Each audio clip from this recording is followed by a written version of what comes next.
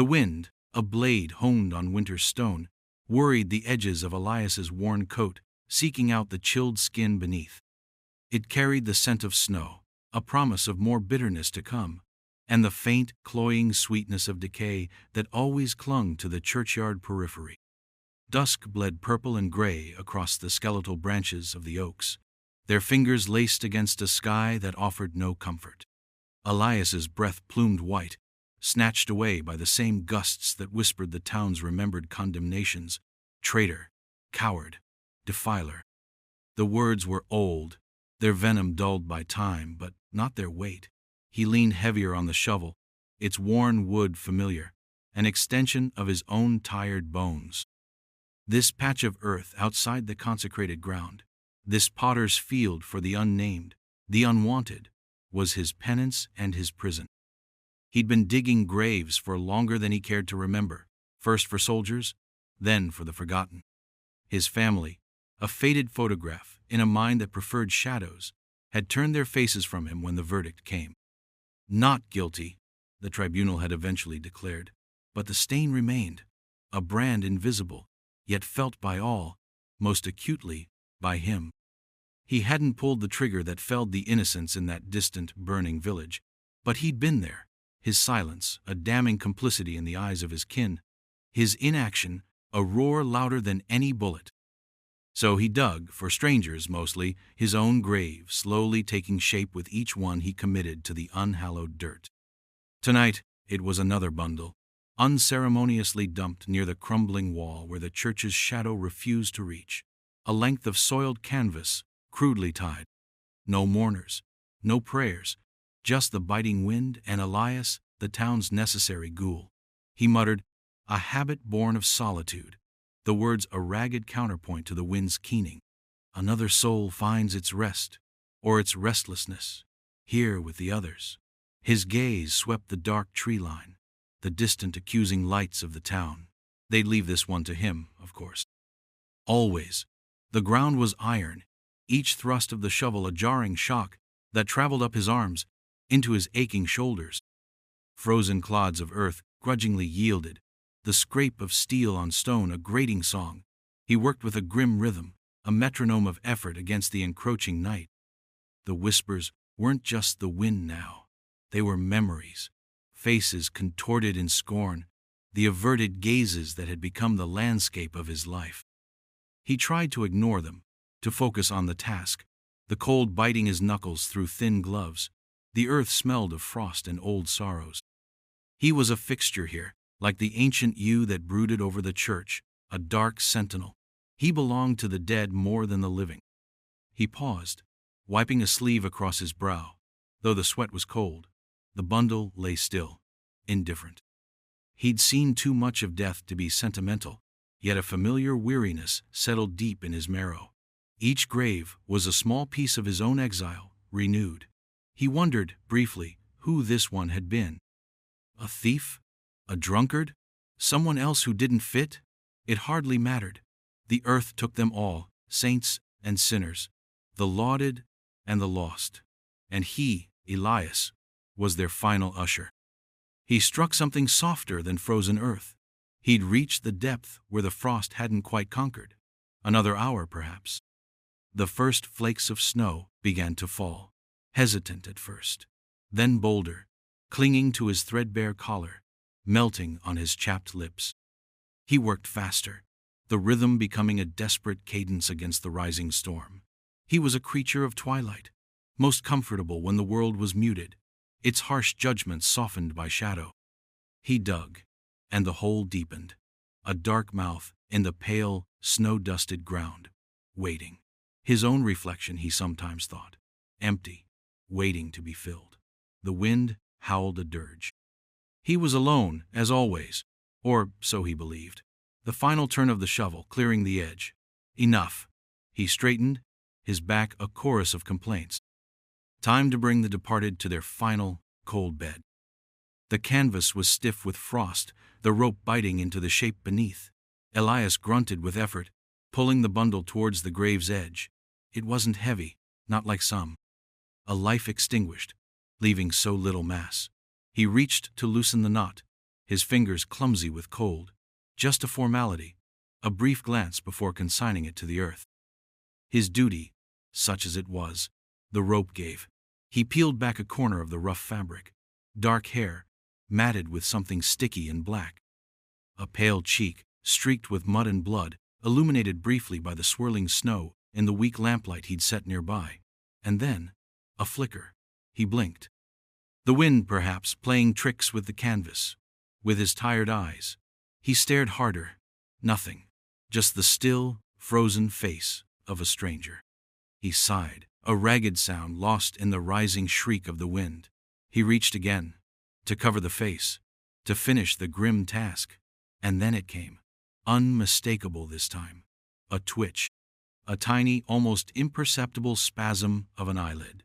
Elias froze, his hand hovering.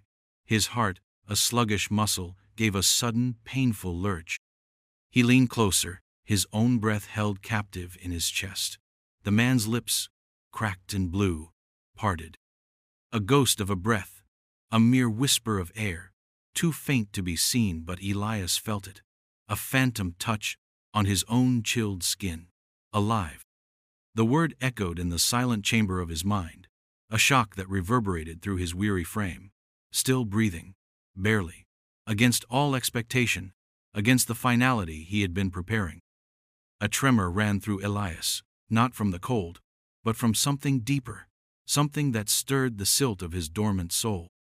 He looked from the shallow grave to the man, then to the distant, unforgiving lights of the town. They'd left him for dead. They expected him to be buried. An outsider. A criminal, most likely, by the way he'd been discarded. Every instinct, every lesson learned in this harsh, judgmental place screamed at him to finish the job. To let the cold complete what violence had started. It would be easier, safer. He was an outcast himself. What business did he have meddling? What compassion could he afford when none had ever been shown to him? The whispers of the town, the ones he carried inside him, urged him to walk away, to let nature take its course. He was the gravedigger, not a savior. His hands were for dirt, for finality, not for rescue. He looked down at the face again, younger than he'd first thought. Lines of pain etched around the eyes, even in unconsciousness. A vulnerability there that pricked at something hardened within Elias. He remembered other faces, other bodies, in another place, another time. The ones he hadn't helped, the ones whose silence haunted his nights. The wind howled, a mournful chorus, as if urging a decision. The snow was falling thicker now, a white shroud beginning to blanket the still form. To leave him here was a death sentence, as sure as any blade or bullet. And Elias, who had been accused of standing by while others died, found himself facing a stark, undeniable choice. He could be the man the town believed him to be, the cold, indifferent tender of their dead, or he could be something else, something he hadn't allowed himself to be for a very long time. The man's chest hitched again, a shallow, desperate movement, a life clinging on by the thinnest of threads. Elias's own breath caught. He looked at his calloused hands, tools of separation. Could they be tools of mending too? The thought was foreign, unsettling. He was so tired of death, of endings. The shovel lay where he'd dropped it, its purpose suddenly obscene. He made a decision, swift and silent as the falling snow. He would not dig this grave, not tonight. Elias moved with a sudden, surprising urgency, his earlier weariness momentarily forgotten, replaced by a grim resolve. He knelt, carefully, his knees cracking in the cold, and slid his arms beneath the stranger's limp form. The man was light, too light, his limbs cold and unresponsive. A faint, metallic scent of blood, sharper now, mixed with the damp wool of the stranger's clothes and the earth. He lifted, a grunt escaping his lips, as his muscles, stiff from digging, protested. The stranger's head lolled, impossibly loose. Elias adjusted his grip, cradling the unconscious head against his shoulder, trying to shield the still face from the driving snow. Each step towards his small, isolated cottage at the edge of the woods, away from the churchyard, was a struggle against the wind, against the accumulating snow that sought to drag him down. The lantern he'd left by the grave, cast a flickering, unreliable light, and he squinted against the white flurry, his boots sinking into the rapidly deepening drifts. The cottage was a dark shape against the darker trees, a refuge of sorts, though it had always felt more like an extension of his exile. Smoke, thin and hesitant, curled from its stone chimney, a signal of the meager fire he kept alive more for solace than for substantial warmth. Inside, it was small, cramped, smelling of wood smoke, old herbs, and the lingering damp of the changing seasons. He kicked the door open, the wind immediately invading the space, sending ashes skittering from the hearth. With a final surge of effort, he carried the stranger across the threshold and gently, so gently it surprised even himself, laid him on the narrow cot that served as his own bed, the only bed. The stranger lay still, a dark stain against the pale, patched blanket. Elias quickly shut the door, plunging the room into a dim twilight, the only light coming from the glowing embers in the fireplace. He moved by instinct, his actions precise, almost automatic.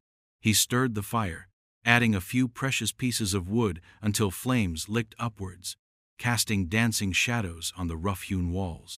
Then he lit an oil lantern, its steady, amber glow pushing back the deepest gloom, revealing the starkness of his dwelling. A single room, a rough table, 2 chairs, a few shelves holding meager provisions and worn books. He turned back to the man on the cot. The first task was warmth. He stripped off the stranger's sodden, bloodied outer garments, his touch surprisingly gentle. The man's skin was like ice. Underneath, a linen shirt was dark with blood, clinging to a wound on his side. There were other bruises, angry and purple, mottling his torso. A beating then, left for dead. Elias fetched a basin, filled it with water he'd kept near the fire, thankfully still lukewarm. He found clean rags, old but carefully laundered. He began to clean the wounds, his movements economical, practiced from a life he rarely allowed himself to remember. The war had taught him many things, not all of them about killing. He worked in silence. The only sounds the crackle of the fire, the relentless moan of the storm outside, and the shallow, ragged breathing of the man he'd pulled from the earth's cold grasp. His own past, the accusations, the shame, seemed to hover in the air, a tangible presence. He remembered the field surgeon, his hands stained crimson, his face a mask of exhaustion, barking orders. Elias had been a stretcher-bearer then, young, terrified, already disillusioned. He pushed the memory away, focusing on the task. The wound on the stranger's side was deep, a vicious stab, but it didn't look immediately fatal if infection could be kept at bay. He cleaned it as best he could, then found a small tin of salve, made from comfrey and yarrow, a recipe his grandmother had taught him, a relic from a life before the war, before the exile. He applied it carefully, then bound the wound with strips of clean linen. He covered the man with his own thickest blanket, tucking it around him. There was little more he could do now but wait and watch. He pulled one of the chairs closer to the cot, positioning himself between the stranger and the fire, and sat. The lantern cast long, flickering shadows, making the small room feel both intimate and cavernous. He listened to the storm rage outside, a wild, untamed thing, mirroring the turmoil he felt within. He had defied the town, defied his own bleak expectations. He had brought life into his house of shadows. What now? He didn't know. He only knew he couldn't have left him out there. Not again. He wouldn't be that man again. Days bled into nights, marked only by the shifting quality of light through the cottage's single, grime-streaked window and the diminishing fury of the storm outside. Elias moved with a quiet economy, tending the fire, brewing weak herbal teas, and watching the stranger. The man, whom Elias had silently named Silas for no reason other than it felt right in the quietude, remained mostly unconscious, lost in some fevered landscape of his own. Sometimes he'd murmur, incoherent words, fragments of forgotten conversations or tormented dreams, names Elias didn't know, places he couldn't picture. Once, he cried out, a sharp, anguished sound that made Elias start. his hand instinctively going to the small, worn wooden bird he kept in his pocket, a habit from long ago. Elias would cool Silas's brow with damp cloths, his touch surprisingly steady, betraying none of the unease that churned within him. He changed the dressings on the wound, noting with a grim satisfaction that the angry redness was slowly receding, the flesh beginning to knit. He forced sips of broth between the stranger's cracked lips when he seemed lucid enough, a slow, painstaking process. In these quiet, watchful hours, Elias's own past unspooled like a tangled thread. He saw the faces of the villagers from that blighted place, their eyes wide with terror, then vacant with death. He remembered Captain Thorne, his voice cold and precise, giving the order. No witnesses. Elias had stood frozen, his rifle heavy in his hands, the screams echoing in the sudden, dreadful silence that followed the volley. He hadn't fired. He couldn't. But he hadn't stopped it either. He'd been a shadow, paralyzed by a horror too profound for action. Later, when the questions came, when the blame needed a target, his silence, his inability to articulate the chaos, and his own revulsion had been twisted into guilt. He was there, they'd said. He did nothing, and in their eyes, doing nothing was the same as doing everything wrong. He looked at Silas, this broken man on his cot. Who was he? What had he done, or not done, to earn such a brutal fate? The questions hung in the smoky air of the cottage, unanswered. On the third day, the storm finally broke, leaving behind a world transformed, muffled, and bright under a thick blanket of snow. The silence was profound, broken only by the drip of melting icicles from the eaves, and in that silence, Silas's eyes flickered open. They were a startling blue, clouded with pain and confusion, but aware. He blinked slowly, focusing on the low, beamed ceiling. Then his gaze drifted, finding Elias. For a long moment, they simply looked at each other. No words, just a silent acknowledgement of existence. Silas tried to speak, his voice a dry rasp. Water. Elias nodded, already moving. He helped Silas sit up a little, supporting his shoulders, and held a cup to his lips. Silas drank greedily, then coughed, wincing. Where? His voice trailed off. My cottage, Elias said, his own voice rough from disuse. You were outside, in the snow. He offered no more. Silas's eyes searched his face, trying to piece things together. There was a wariness there, an animal alertness. He was a man accustomed to threat. The grave, Silas whispered, a dawning horror in his eyes. They left me. Elias nodded slowly. Frozen ground. Hard digging. A faint, dry irony touched his lips. Gone as quickly as it came. He didn't mention the twitch, the breath. He didn't mention the choice he'd made. Silas's gaze fell to his bandaged side, then swept the small room, taking in its sparse furnishings. The dying fire. The single lantern still burning, though daylight now filtered through the window. He looked back at Elias, a question in his eyes that he didn't voice. Elias merely met his gaze, offering neither comfort nor threat. He was simply there, a watcher, a reluctant keeper. The silence stretched again, filled with the unspoken. Elias understood that silence. It was a language he knew well. The first few exchanges were sparse, utilitarian. More water. The fire needs wood. Pain. Elias would nod. Provide. His movements measured. His face unreadable. He'd learned long ago to mask his thoughts, his emotions. It was safer that way. Silas, for his part, seemed content with the silence, husbanding his strength, his gaze often distant, lost in thoughts that Elias could only guess at.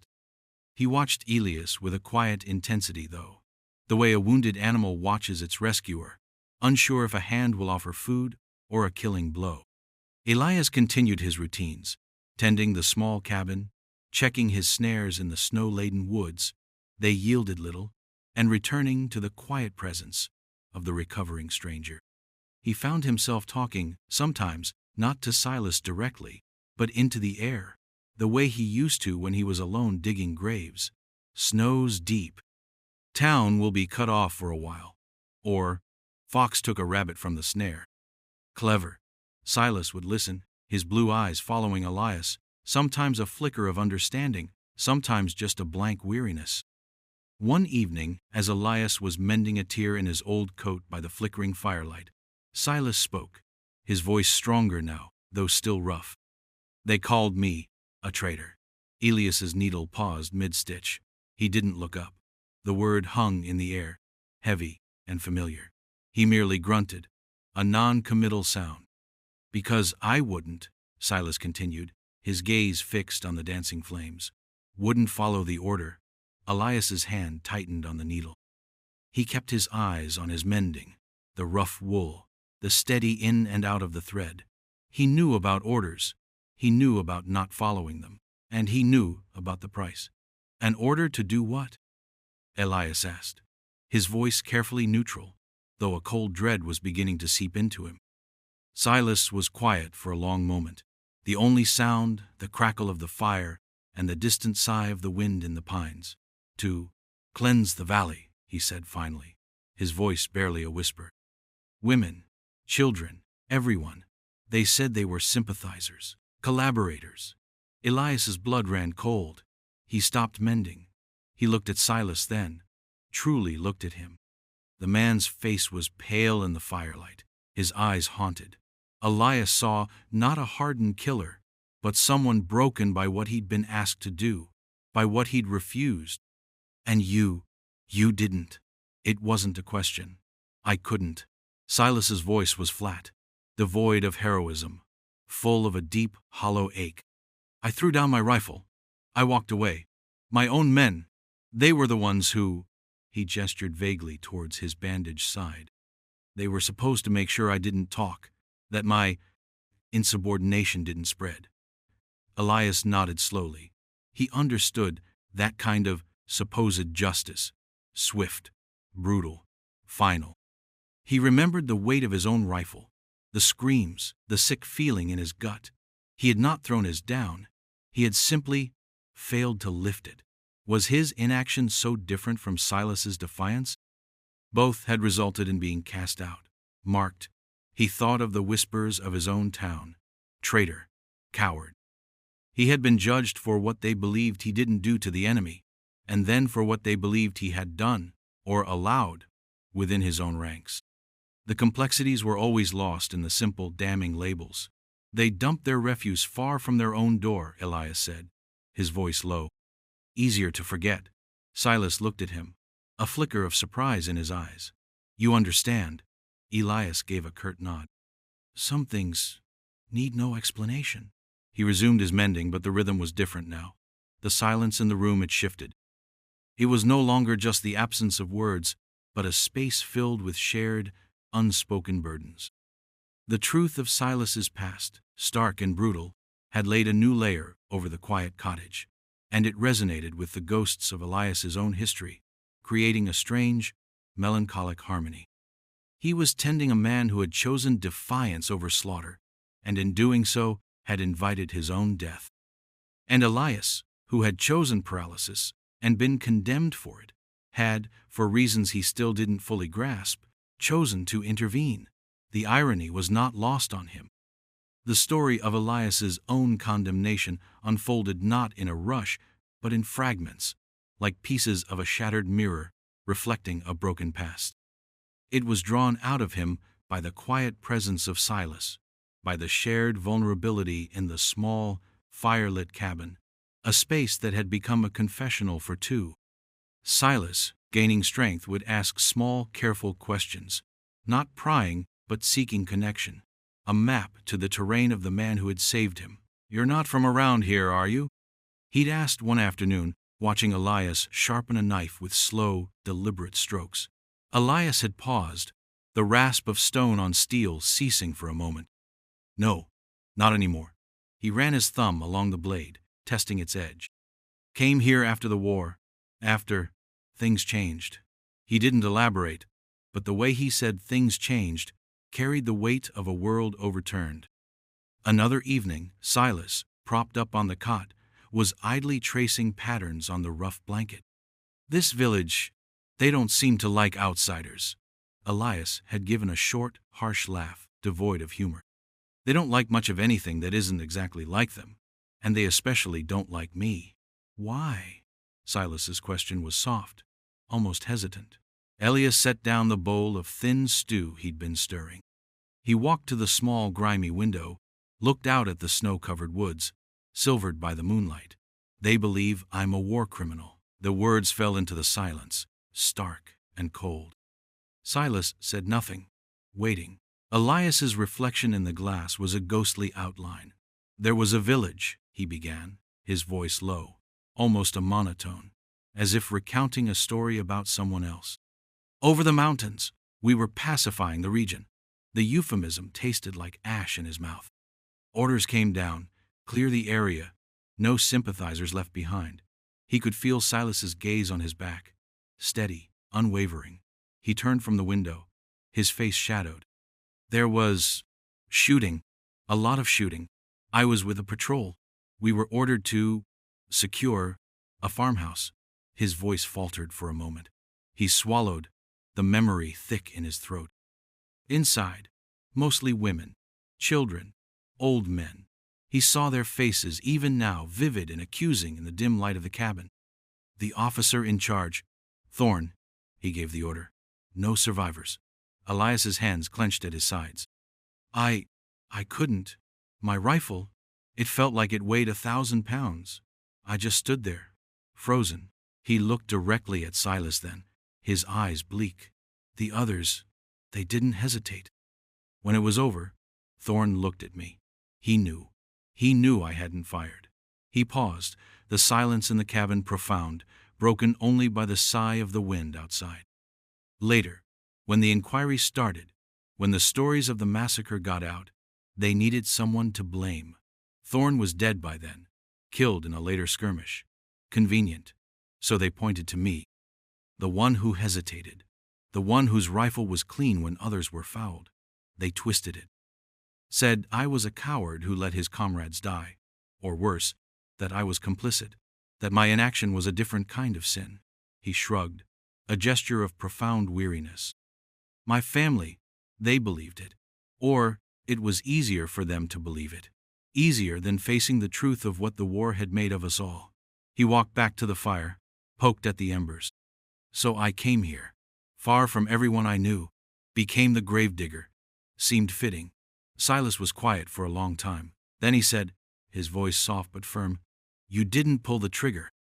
That's not a crime, that's mercy, or its beginning." Elias looked at him, a flicker of surprise, then something akin to gratitude, though he would never have named it. "The world doesn't always see it that way," he said gruffly. "They see what they want to see, what they need to see." But Silas's words, simple and direct, had lodged somewhere deep inside him, a small, warm ember, in the cold ashes of his self-condemnation. Two men, marked by war, by orders given, and orders refused, one defiant, one paralyzed, both exiled. In the quiet glow of the oil lantern, their pasts, so different yet so resonant, intertwined, creating a fragile bond forged in shared trauma and the unspoken understanding of what it meant to be judged, to be outcast. The silence that followed was not empty, but filled with the weight of their truths, a heavy blanket that nonetheless offered a strange, unexpected warmth against the lingering chill of the world outside their small, shared sanctuary. The days settled into a quiet rhythm, a fragile domesticity forged in the crucible of shared secrets and unspoken understanding. Silas, though still weak, began to move around the small cabin, his steps tentative at first, then more assured. He would watch Elias perform his solitary chores, chopping wood, mending tools, preparing their meager meals, with a quiet intensity, his blue eyes missing nothing.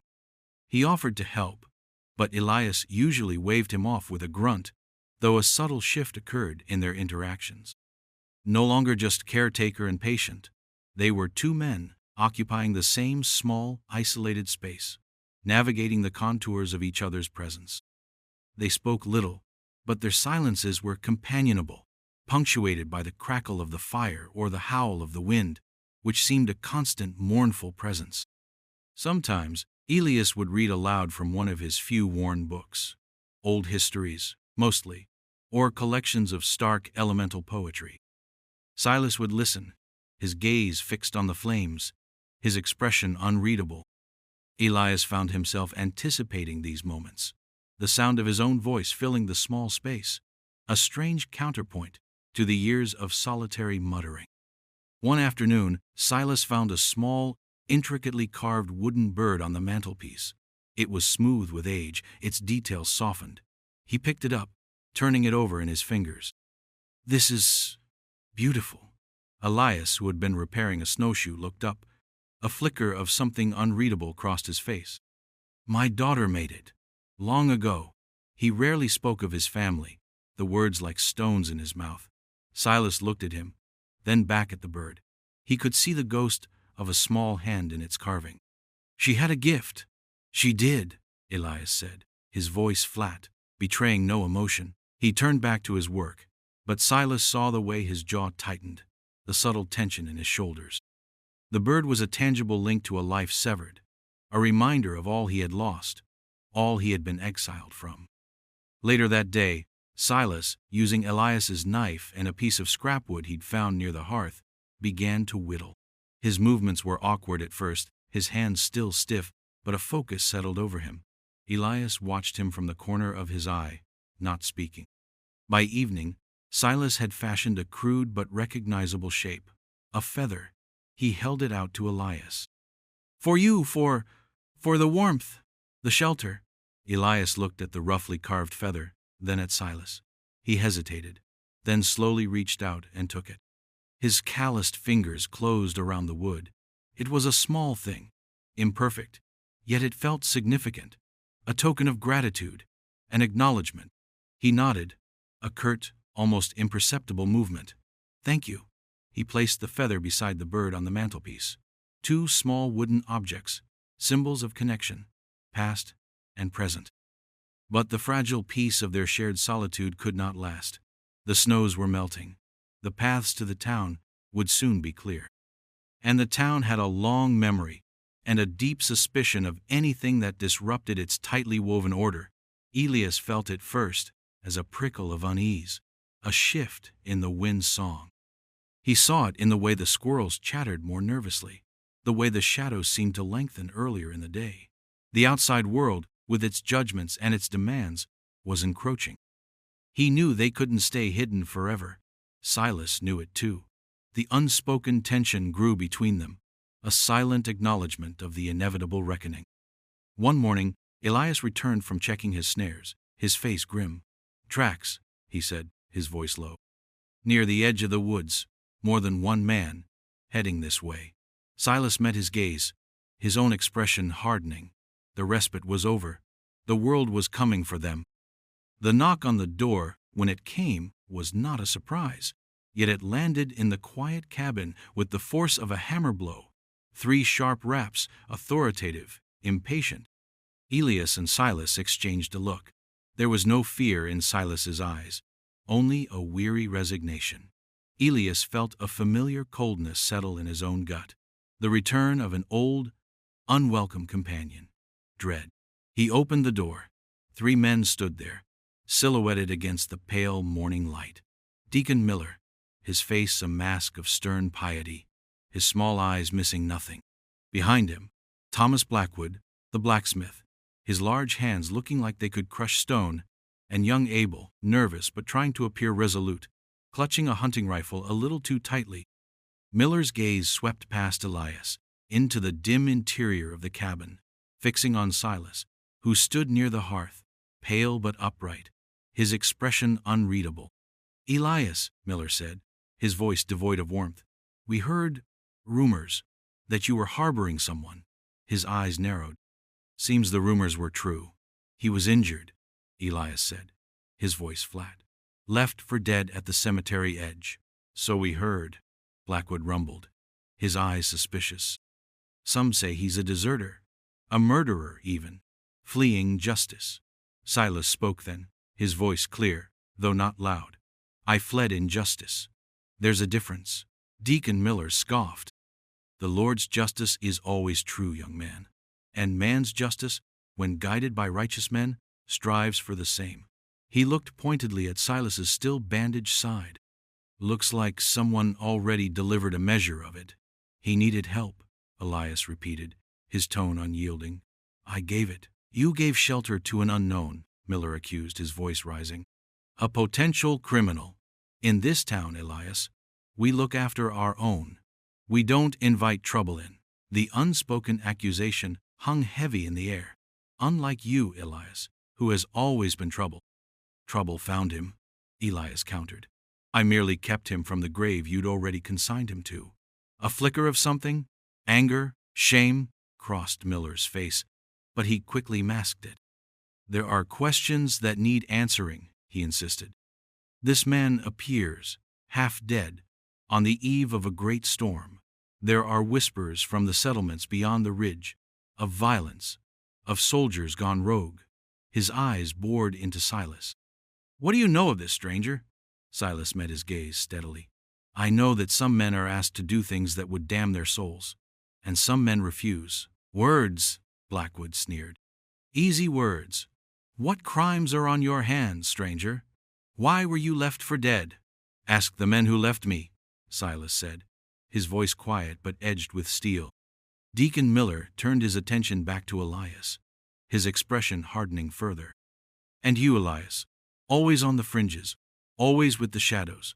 What's your part in this? Are you protecting him? Why?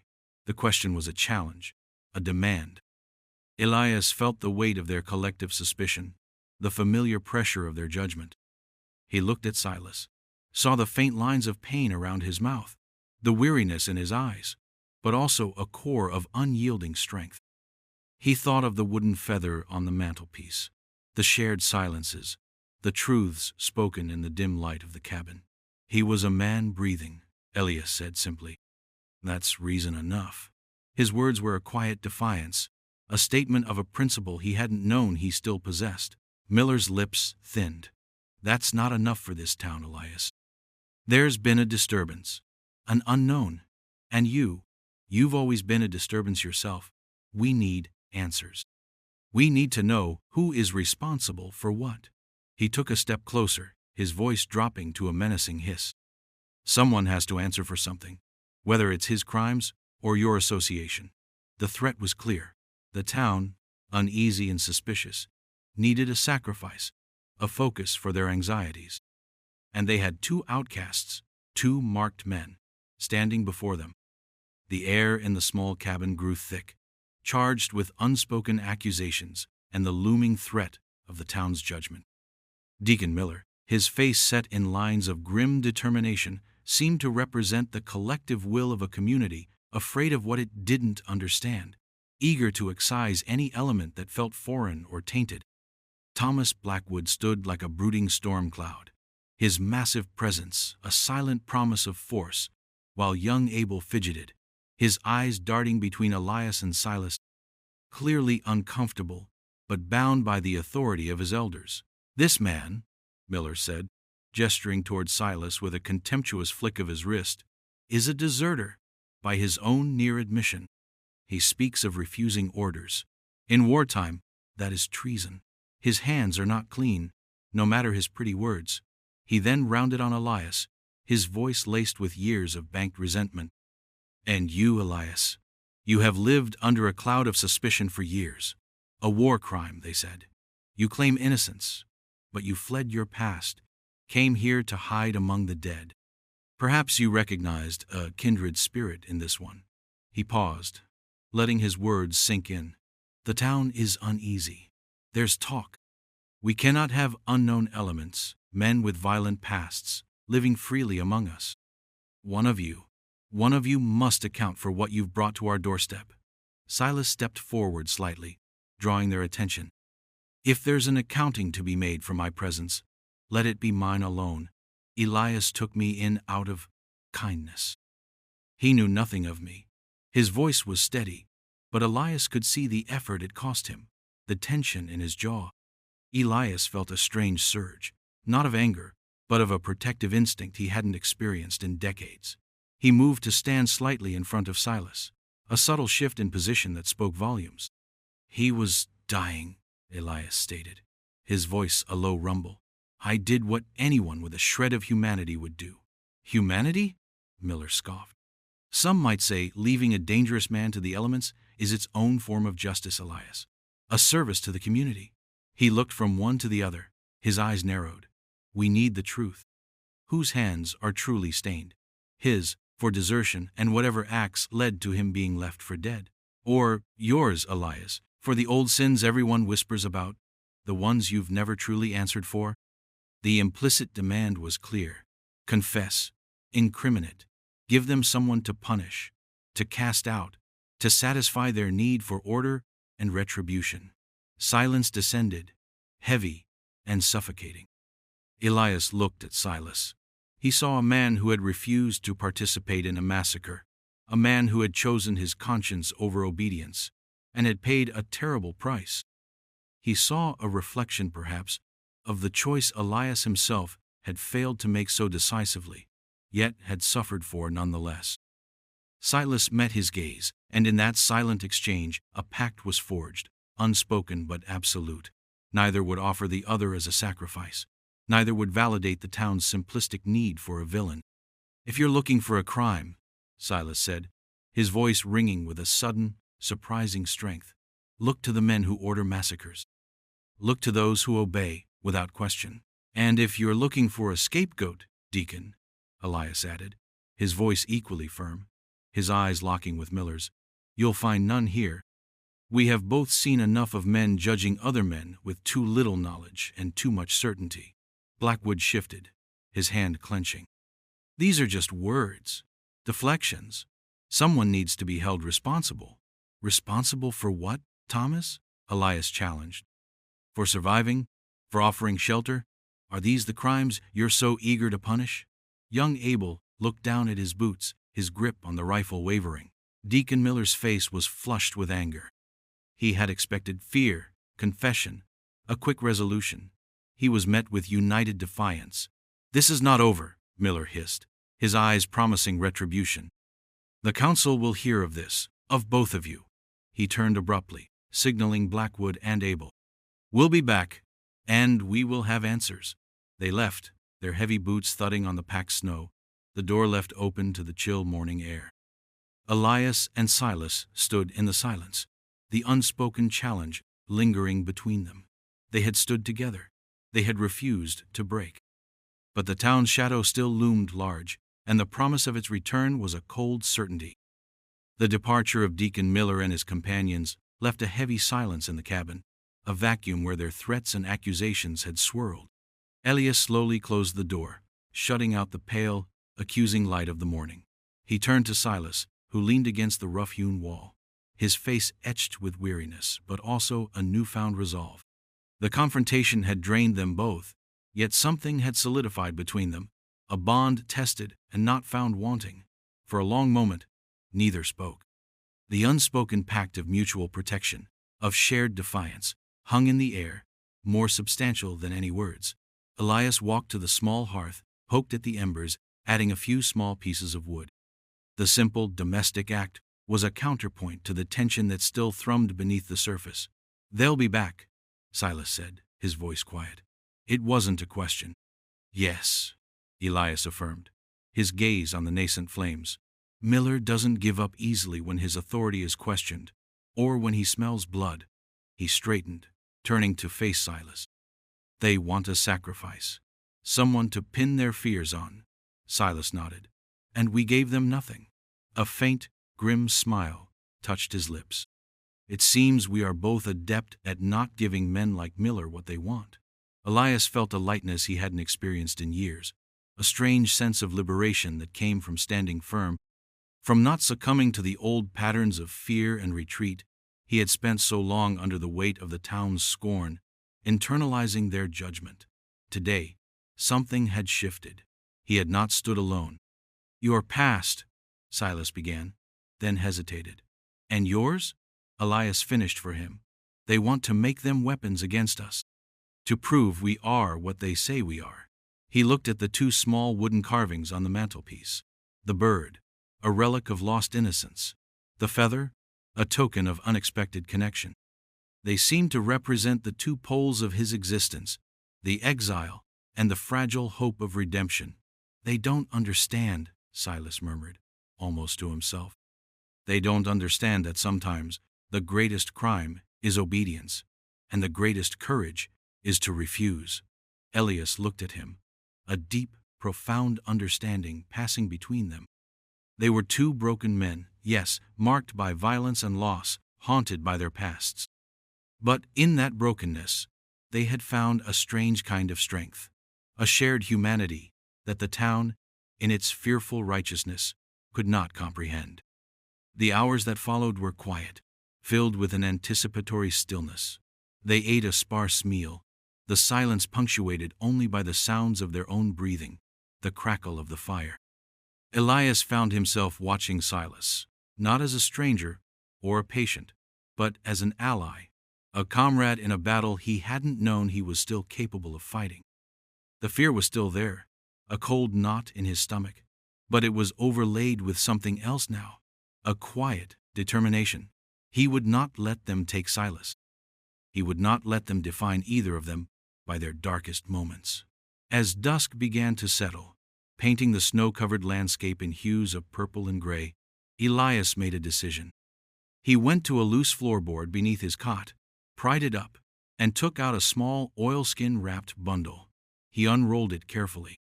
Inside was a worn leather purse containing a few coins, his meager savings, and an old tarnished silver locket. He held out the purse to Silas. "Take this. When they come back, or before, you should go. Head north, over the pass when it's clearer. There are settlements there where they don't know you, where you can start again." Silas looked at the purse, then at Elias, his blue eyes searching. "And you?" "I'll stay," Elias said. "This is my place, my penance perhaps, or maybe just where I belong now. They can't do much more to me than they already have." Silas pushed the purse gently back towards Elias. "I'm not leaving you to face them alone." His voice was firm.